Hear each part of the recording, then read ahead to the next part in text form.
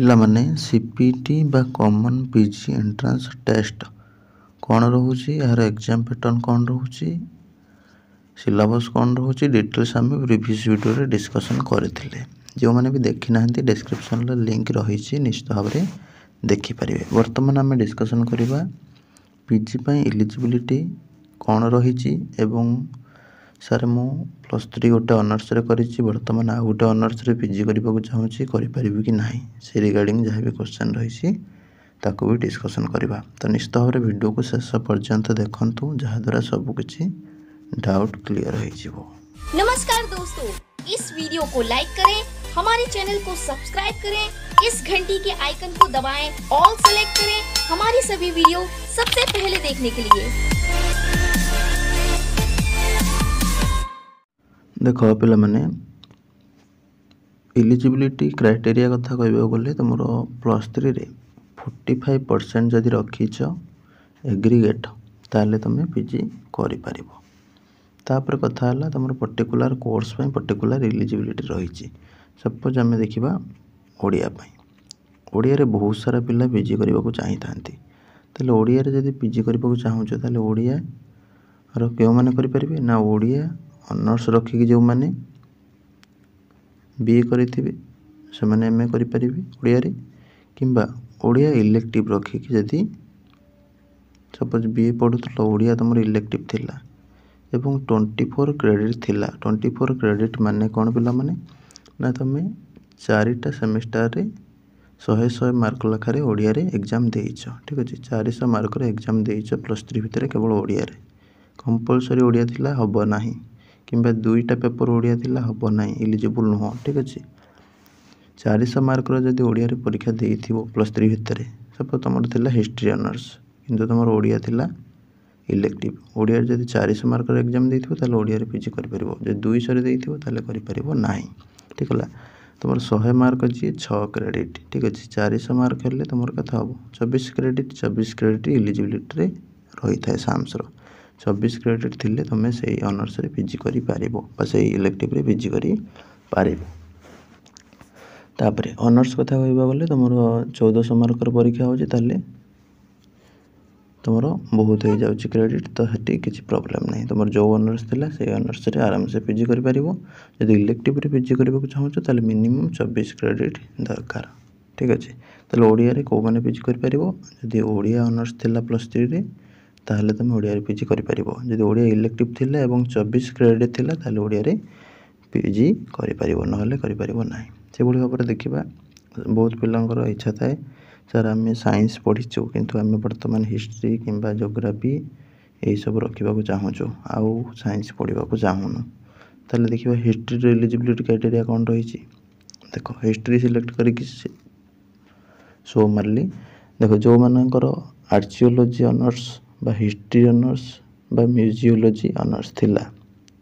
बा इलेक्टिव थिला से माने ए ऑनर्स रे पीजी करि परिबे, सब करि परिबे नाही, ठीक अछि। ए ऑनर्स थिले +3 रे आराम से हिस्ट्री रे पीजी करि परिबो, किंबा ए इलेक्टिव थिबो एवं 24 क्रेडिट थिबो ताहले हिस्ट्री रे पीजी करि परिबो। सपोज गोटे पिलार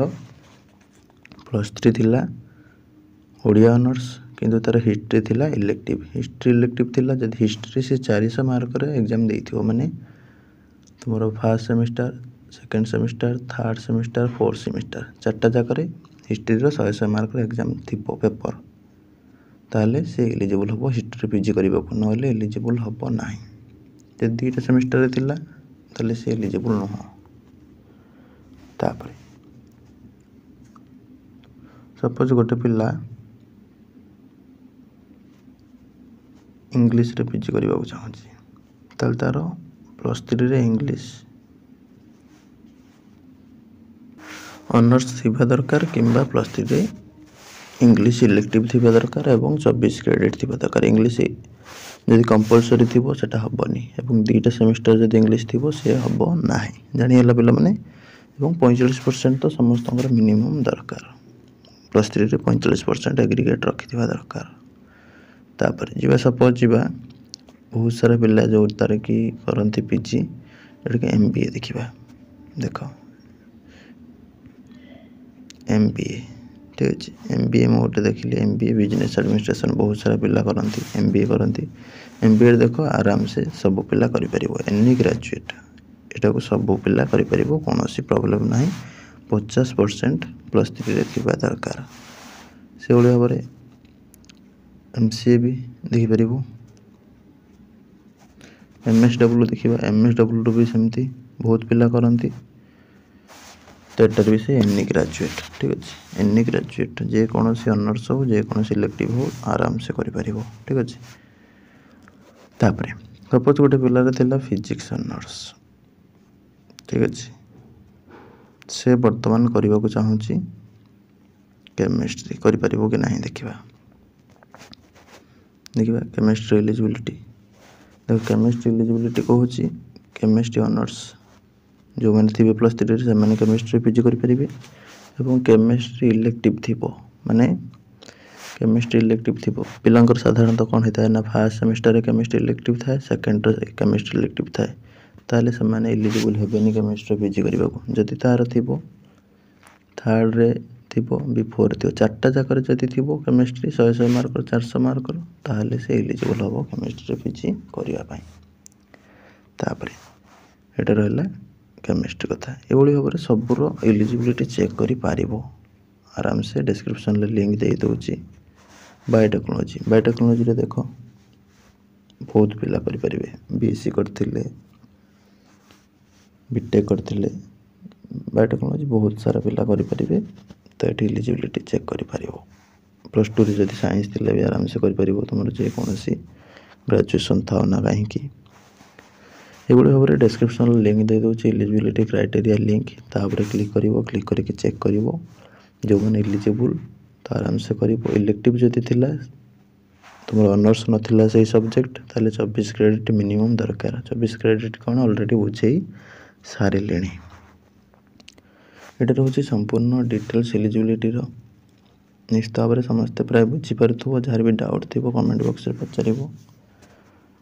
वीडियो को लाइक करदेव चैनल को सब्सक्राइब करदेव रही नमस्कार।